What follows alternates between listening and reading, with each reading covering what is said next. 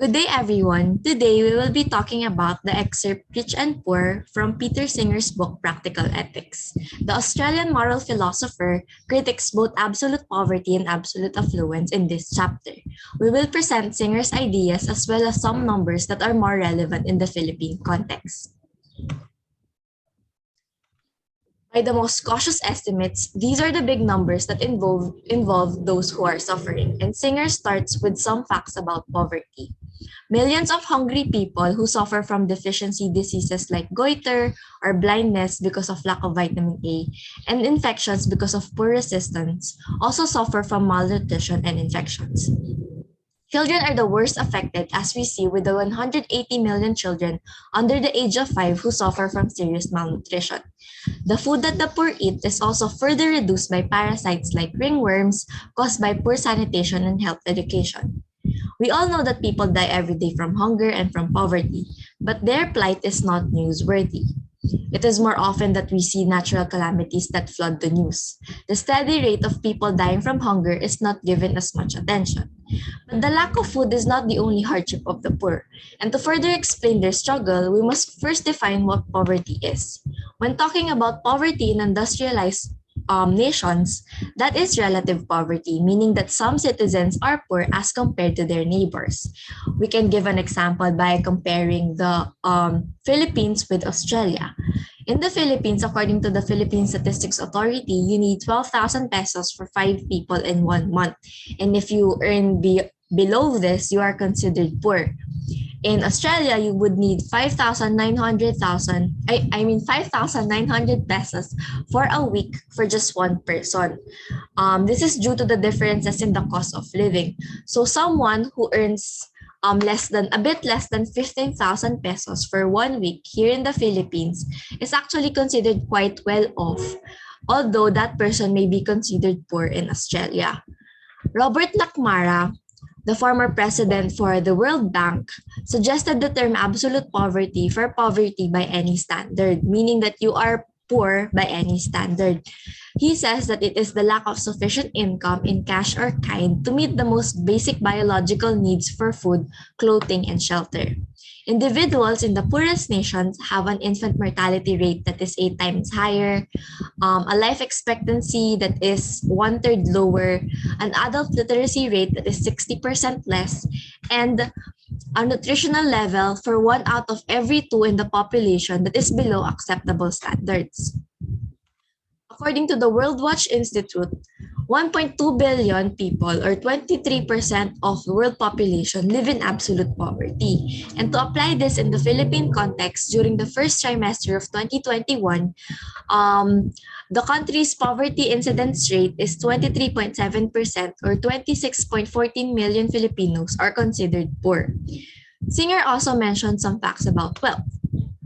According to him, the poor consume 180 kilos of grain each year, and North Americans consume about 900 kilos. This is because they use grain to feed to animals and convert it to meat, milk, and eggs. It is a highly inefficient process because people in poor countries consume less food or animal products.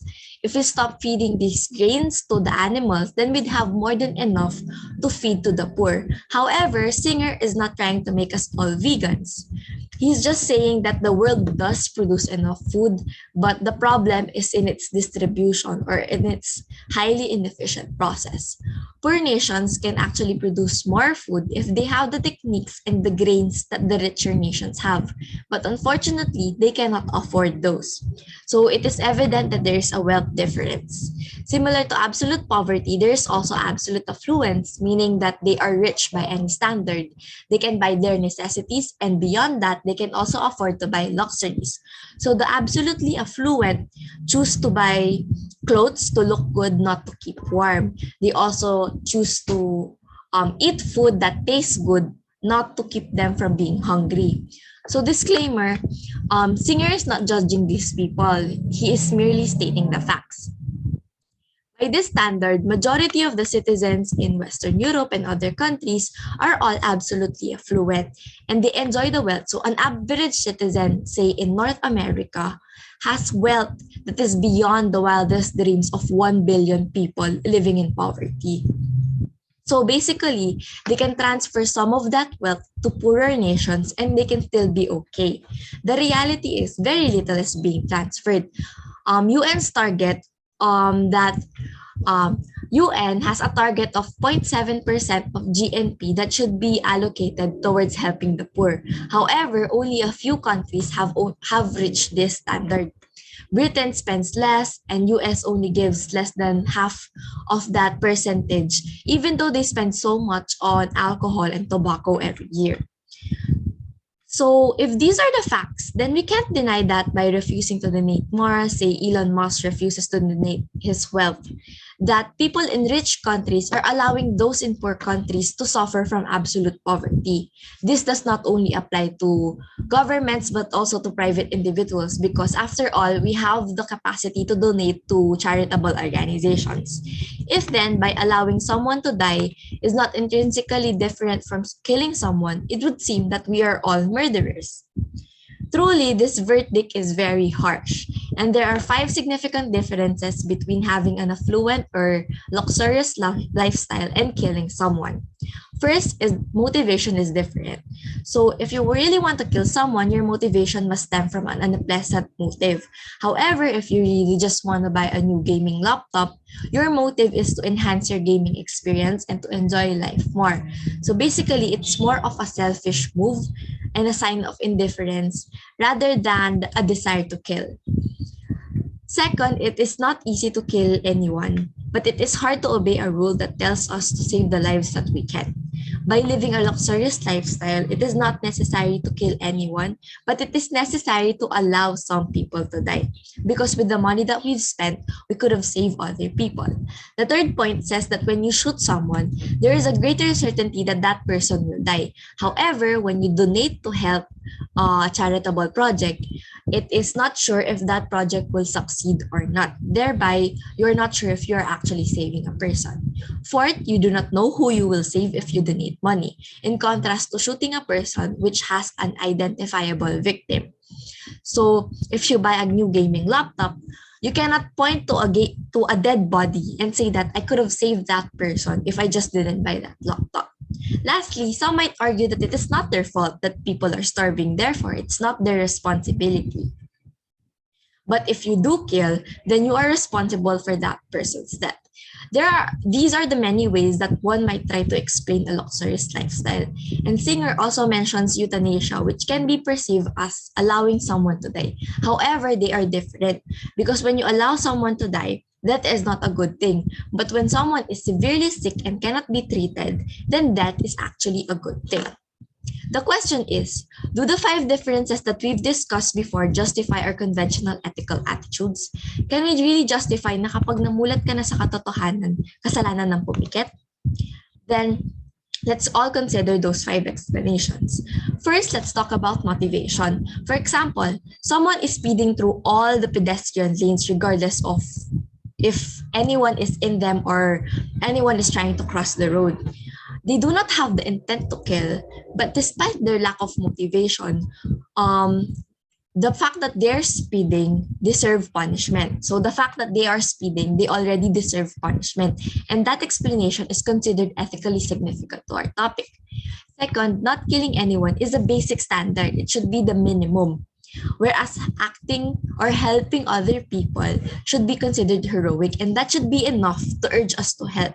Singer also brought up the fact that it might not be realistic to try and save every life that we can. So for example, someone can actually donate 10,000 pesos but only chooses to donate 1,000 pesos. We shouldn't blame that person for not giving everything that they can. Rather, we should still praise them and encourage them to donate because after all, donating is still better than not donating at all. Third is that since you are unsure that by donating you save a life, refusing to donate seems a little bit better. However, it doesn't justify the act of not donating. For example, if a motorist speeds through all these pedestrian lanes, he might not be a murderer, and he might not kill anyone in his lifetime. However, it's still a very wrong deed. It's still very wrong to do it. So the ignorance of the consequences make it very wrong, and this is actually considered ethically significant also to our topic. In the fourth explanation, there is a lack of identifiable victim. So for example, I'm selling food and I know that one batch of my food is considered contaminated. If I still sell that food, there is no identifiable victim, meaning that, for example, my food doubles the chances of someone dying from stomach cancer. I cannot point to a dead person and say that he died because of the food that I sold, because we really do not know if that person would have died anyway, even without eating the food that I sold. So the lack of identifiable victim is of no moral significance, although it may play an important role in explaining our ethical attitudes. Lastly, the responsibility here is quite hard to explain because we feel more compelled to help people if we know that we've caused their misfortune. This is why international organizations try to target those in Western nations to help those in third world countries, because after all, because of the colonial system, they've caused their sufferings. And others might also base this on John Locke's and Robert Nozick's theory of right, which says that we all have the right to life. So if my life is in danger, then it violates my right. However, I do not have the right to demand, or others are not obligated to help me when my life is in danger. But this relies on the idea that we're all independent from one another. It's not our obligation to help other people, it's just our obligation to protect our own life. But if our ancestors and even other primate beings are social beings, and we develop this certain way because they interacted with one another, why should we live independently now? Why should we be selfish right now? So instead of comparing the act of saving and killing, why don't we move forward with the discussion of our obligation to assist those whose lives are in danger? So the argument for an obligation to assist starts by Singer explaining the drowning child example. So if you are a teacher and you're on your way to a lecture, but you see a drowning child, it is no doubt that you are obligated to help that child, right? So it is not controversial for you to help that child, even if that means that you will be late to your lecture, you will be late to your class. So this principle shows that if it is in our power to prevent something very bad from happening, we would actually do it without sacrificing anything that is of comparable significance. So this is not controversial to both the consequentialists who thinks that only the consequences of the actions matter, and to the non-consequentialists who thinks that the action must be justified if it adheres to moral law. In this case, the result, which is missing the lecture, is not of comparable significance to the death of a child. We can apply this in absolute poverty because we think that poverty, hunger, death, malnutrition are all really bad things. And the affluent or the rich people can actually sacrifice or give some of their wealth without sacrificing anything significant in their life. To end extreme poverty, UN says that we need 175 billion per year, which is less than 1% of the combined income of the richest countries in the world. And if these assumptions are correct, then our drive to end poverty, should be just as strong as our drive to help the drowning child. To set it out more formally, it will look like this. The first premise would be the moral premise. If we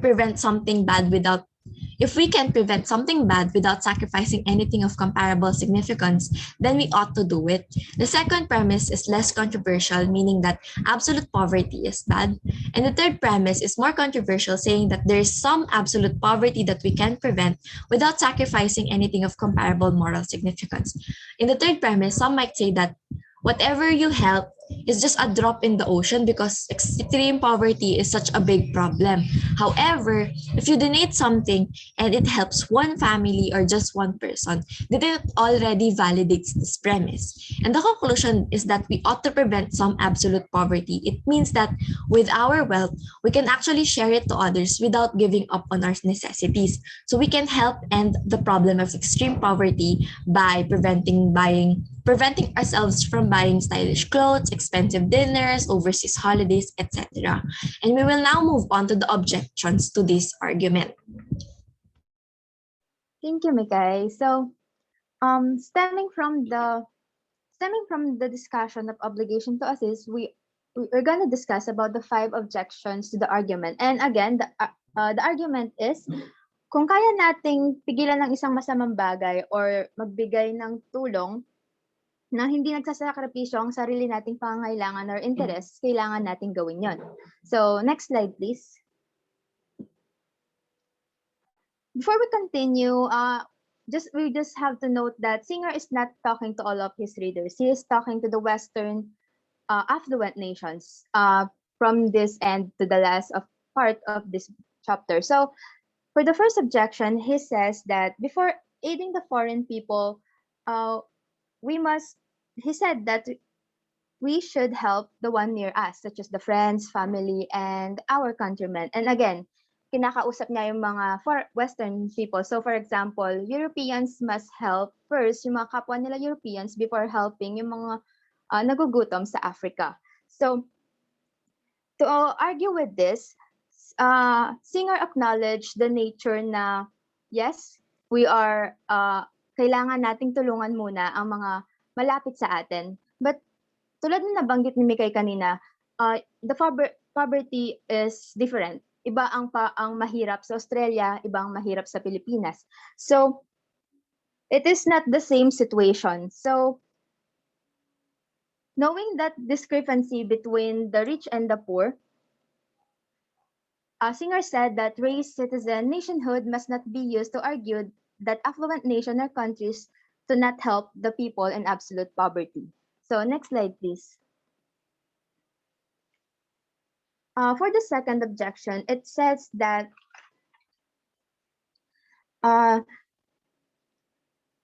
the argument contradicts the rights, the obligation to assist contradicts the rights to property. According to the theories of property, if the property is acquired through fraud, is acquired not from fraud or force, it is a luxury. And stemming from the argument, according sa pagkakaintindi ng mga critics, the property is luxury, hence it must be given away sa mga mahihirap.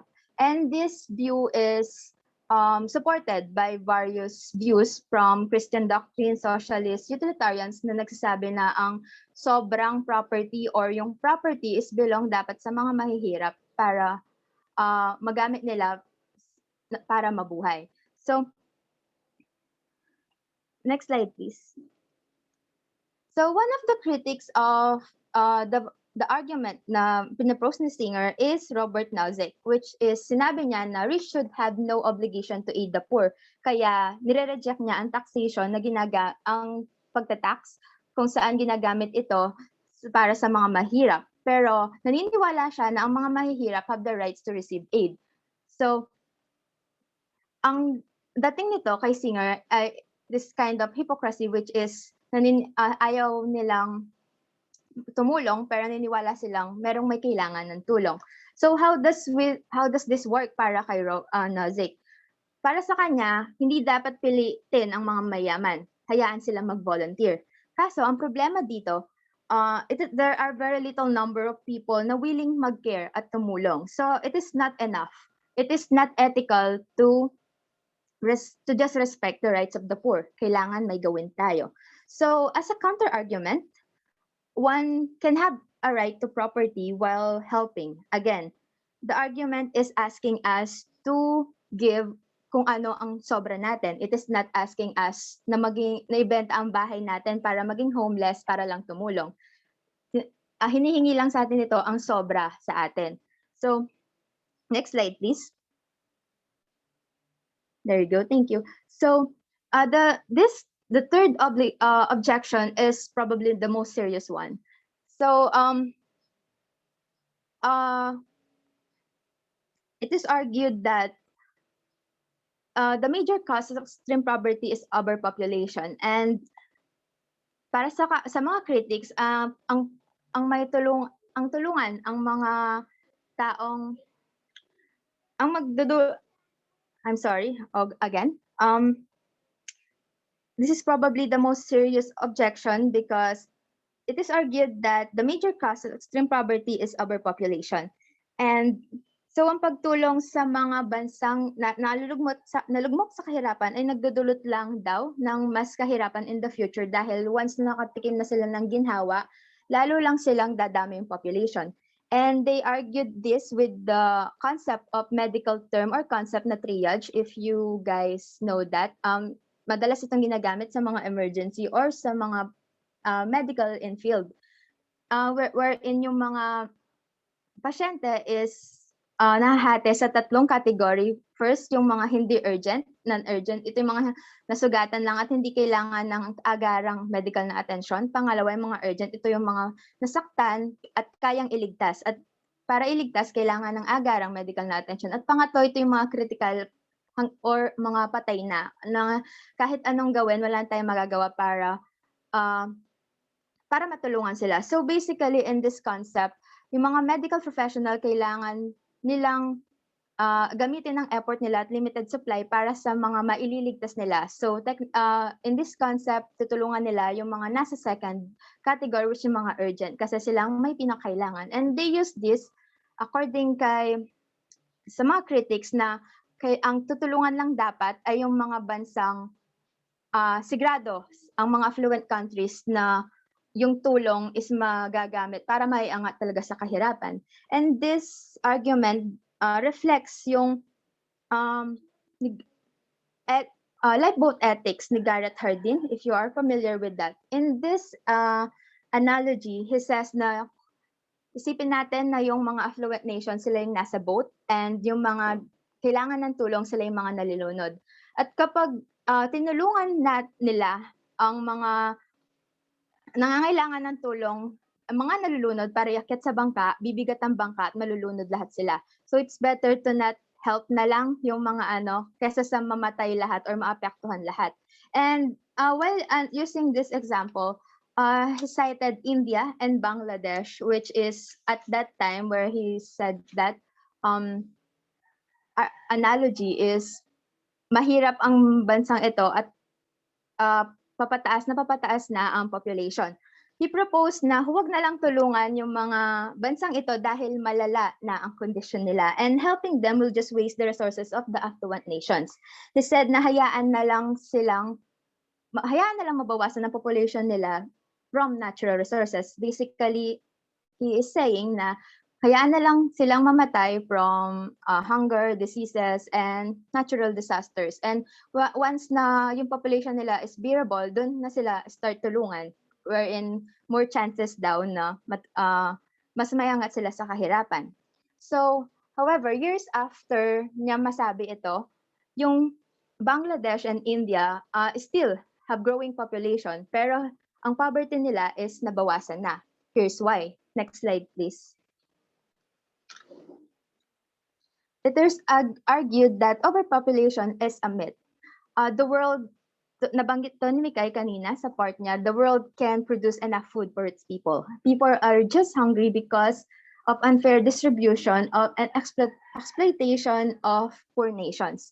So, as a counter-argument to this, population growth is not a reason against giving aid, but a reason to reconsidering the kind of aid to give. So, the affluent nations na tumutulong, aside from giving the basic things na tinutulong nila, such as the shelter, food, medical assistance, and anything else, kailangan din nilang i-advocate ang mga poor, katulad ng pag-encourage sa government na mag-enact ng land reform measures, mag-encourage to promote education for women, and making contraception and sterilization widely available sa bansang yon. So, next slide, please. Thank you. Connected with the third objection, the fourth objection says that providing aid is the government's responsibility, and foreign aid allows the government to escape this responsibility. Yes, indeed, it is the government's responsibility to aid its own people, pero hindi lahat ng bansa may kakayahang tulungan ang mga nasasakupan nila. So, providing aid is not enough. It must be ensured that the aid is properly used by that government, and it is more important then to be politically active. Hindi lang passive na bibigay ng tulong. Kailangan proactive din ang mga affluent nations sa pagbibigay ng tulong para mag-matter talaga ang tulong na ibinibigay nila. So, at this argument that the aid is government's responsibility, sadly, is ginagamit siyang rason para hindi tumulong, pero hindi siya ginagamit na rason para maging politically active at i-push ang government to do its responsibility. Next slide, please. There you go. Thank you.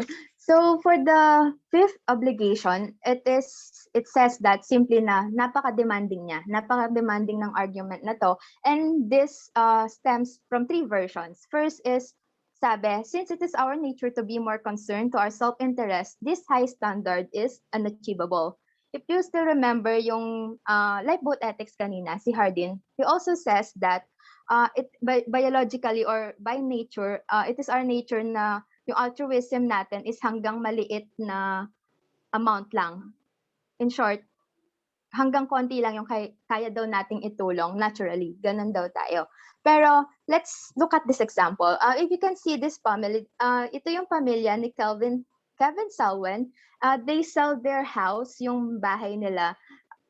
At bumili sila ng mas maliit na bahay. Tapos yung $800,000 na kita mula sa binili nilang bahay is naitulong nila sa mga villagers sa Ghana. While the other man is Zelt Kravinsky, he invested sa real estate at nakakuha siya ng $40 million.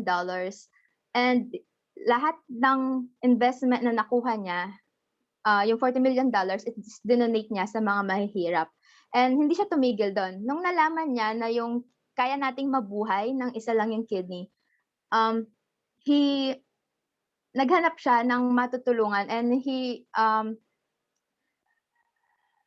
purposely donated his kidney sa isang nangangailangan na stranger kahit hindi niya ito kakilala. This just proves that hindi enough yung reason na mas concerned tayo sa self-interest natin, because according to Singer, nalaman nito ni na Salwen at Kavinsky dahil sinubukan nila. It's better kung mas maraming tao ang susubok na tumulong dahil hindi naman ganun kalaki ang mawawala sa atin. Next slide, please. So for the second version, ang version ng pagiging demanding daw ng argument is achieving it is undesirable.